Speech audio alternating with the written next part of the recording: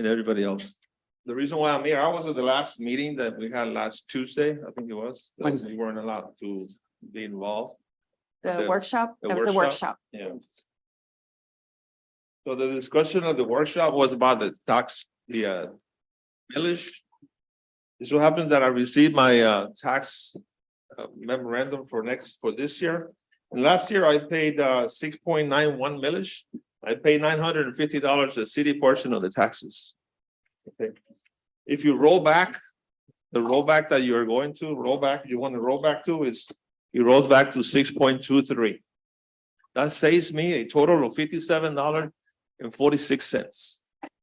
If we go up to the 0.699 that is supposed to go up, it cost me an extra $50.31.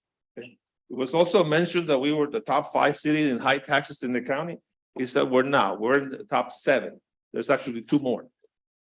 And the other 6 are higher than us. However, their lifestyle and life enjoyment is not like ours. What a little bit that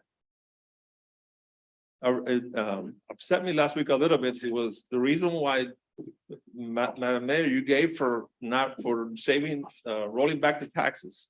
You said that you needed to save your reputation.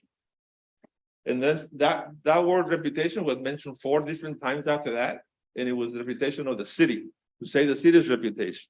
The city has a reputation that it has because a bunch of men and women that work for the police department, service, public works, parks and recreation, do the job that they do so that we maintain the lifestyle, the safety of the city, and where we love to live.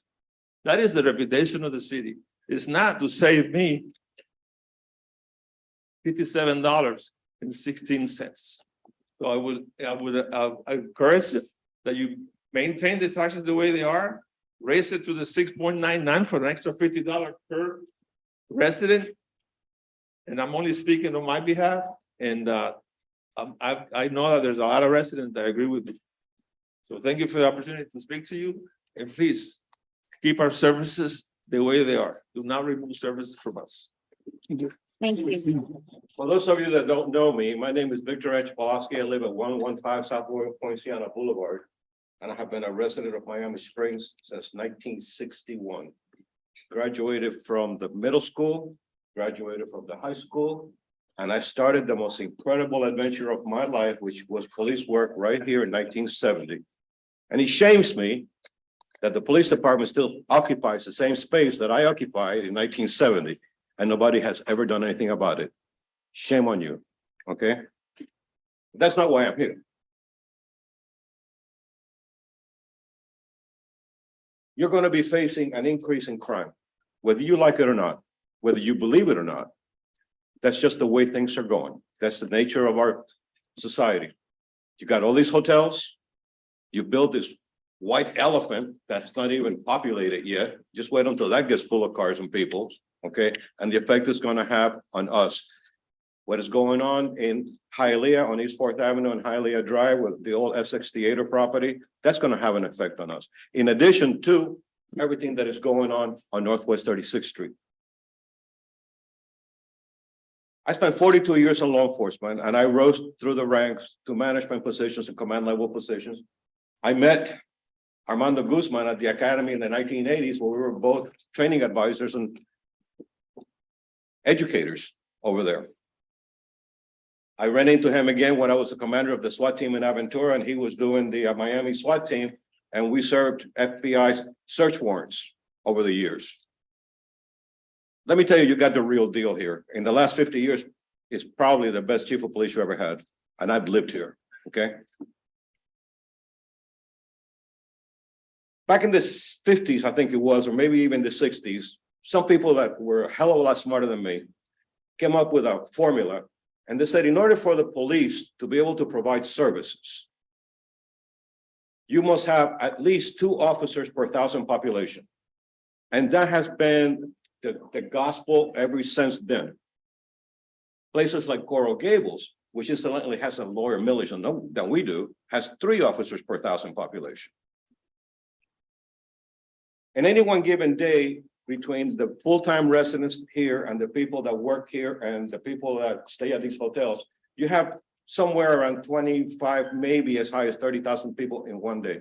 This should be at least a 60-person police department. At least, in order to maintain a quality of life. Understand this, and you're all pretty smart. You see the houses in Miami Springs are selling for over $1 million. Give them $1 million worth of service. I think that that's what they expect. They expect police services of $1 million. And don't think that the county is going to come and rescue you, because the county has their own problems. Thank you, sir. Thank you, sir. My name is Lynn Brooks. I'm here to address the police contract. I'm very proud of the Miami Springs Police Department and my little town. I've owned and lived in my home in Miami Springs for almost 28 years. I attended Miami Springs Elementary, Middle School, and Miami Springs High School. I am also a 30-year veteran of the Miami-Dade Police Department. As a resident retired law enforcement officer, I'm concerned about the communication between our police and our City of Miami Springs representatives. I'm concerned about the defunding of the police when I see and witness what has happened in other states that have chosen to do just that. Government officials are now scrambling to fund the police again and get their cities back to law and order. I know there's been several discussions between the city and the police union with no conclusion. A proposed contract was discussed and presented. Much of the proposal contract was denied. In my opinion, a compromise needs to be made, please. Although our population is approximately 14,000 residents, the city and our police have their hands full of the 21 hotels and the vast numbers of transient people staying in the hotels. Also, our police department has to deal with the traffic and crime associated with our proximity to the airport, Virginia Gardens, Hialeah, Medley, City of Miami, and unincorporated Miami-Dade County, and thousands of people and the commerce that travel through our city daily. City of Miami Springs Police Department is unique. Many of the officers have chosen to stay with the department instead of going elsewhere, where they would make more money for sure, have a better opportunity for advancement, and have the opportunity to work in specialized units. For sure. We have two family legacy officers who are the sons of Pete Bond, that's Chris Bond, and Jeff Collins, Kyle Collins. That's very rare in a small department. For over 14 years, the annual, a little bit of history for those that don't know. Stafford Park was named to honor Miami Springs police officer Charles Stafford, who was shot and killed on June 11, 1991 by the driver of a stolen car. For over 14 years, the annual Charles B. Stafford Memorial Golf Tournament has been held in order to pay tribute to Officer Stafford and the ultimate sacrifice he made in the line of duty for the community. A monument is erected at Stafford Park honoring Miami-Dade police officer Amanda Haworth, whose father was a prominent longtime Miami Springs resident. Amanda was also shot and killed in the line of duty by a subject wanted for murder and robbery. I request the city council members to consider the following. As a community, we are very fortunate to have our own municipal police department. We get more personalized attention and service because we are a close-knit family, a close-knit community. The officers take ownership of the city. Our police department does an outstanding job, but the officers need more advanced resources Thank you, to Lynn. keep the citizens. I want to thank you all. You guys do a wonderful job. And I know it's tough. You got to cut from here, take from there. I'd like to talk to you a little bit about what's near and dear to me. The good Lord didn't bless me with a great sense of style for dressing or public speaking, but I ask you to bear with me on these. Okay. I was fortunate enough to be able to pick where I wanted to live. And this is where I picked. I've been living here about 17 years now. Okay, and the reason that I came to live here is because I remember when I went to high school here, I graduated in 1981. To this day, I'm 60 years old. And to this day, most of the tickets that I have are from here. So when I said to myself, where do I want to live? I want to live where I feel safe. Where do I feel safe? Here. I can live in Coral Gables, Miami Beach, Pinecrest, nowhere compares to here. Okay, this is the best place to live that exists. I thank you all for doing your part. But when I read that we need 5 more officers And on the contrary, you're thinking of cutting the budget, that can't be. That can't be, like the gentleman said before, he pays X amount of taxes, charge or give us a service for the amount of taxes that we pay. I have no problem with pickleball courts, tennis courts, help the golf course, whatever you need, but don't cut from our police, because this is what keeps us safe. This is what lets me sleep at night. Like I said, I've been here 16 years. I've never had one piece of graffiti written on one. As a matter of fact, I've never seen graffiti in the city. I don't know whether it happens or not, but when I cross that bridge from work, to me, it's like a different lifestyle. It's totally different. Now, not only do we need the 5 police officers, we need the equipment that they need. This is like if you have a manager of a baseball team, he could be the best manager in the world. I believe we have one of the best chiefs in the whole United States. But if you don't give him the players, he's not going to be able to field the team. He's not going to be able to win. So these are the things that we need. And like the gentleman said before, we are looking at a crime wave. It hasn't hit our city yet, but sooner or later, it's going to hit us. And are we going to be prepared when, God forbid, the mass shooting comes to our city? God forbid, again, I say, I'm glad all the kids left already, so they don't have to hear this. I'm sorry for the 2 little children that are here, but I had to say this. I had to say this. So not only is it hard to find good policemen, but from the time you get them, they just don't go and be great policemen. They have to be taught.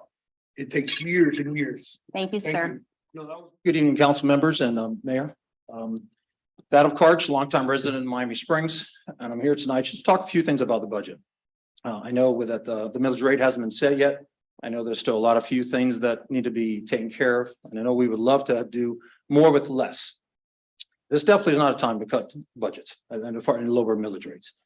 We have police officers that obviously don't have a contract yet that are still being signed, so you don't know what that final number will be. We love to see more police officers on the street. I don't know what the right number is, if that number is 5 or 3 or something, but some compromises definitely need to be done. I hope that we can come and you guys can find the right thing to do to keep the city operating functionally, properly. And sometimes, again, we have to pay. My taxes as well as your taxes have all gone up throughout the years. But I feel as prior people have gone up and spoken, we get a good bang for our buck. And I've never left Miami Springs for that reason. I've lived here for 53 years and I will probably stay here for many more years to come. My parents lived here for almost 60 years. And I did that on a reason, and a lot of my friends have done it also because of the quality of life, pretty much so everything echoing that everyone else has said here. So I hope you guys can come to some good number that will at least keep the budget afloat, get us a few things that we do. And again, if it all can't be done this year, maybe next year. And if a little by little, we can get to it and hopefully we can get it. But definitely not cutting the budget or lowering the millage rate. Again, I don't need, as Mr. Lopez said back there, I don't need the 50 or 60 or $150 back in my taxes. I'd love to see it stay in the city, stay used, and definitely, hopefully some good will come out of it. Thank you for your time.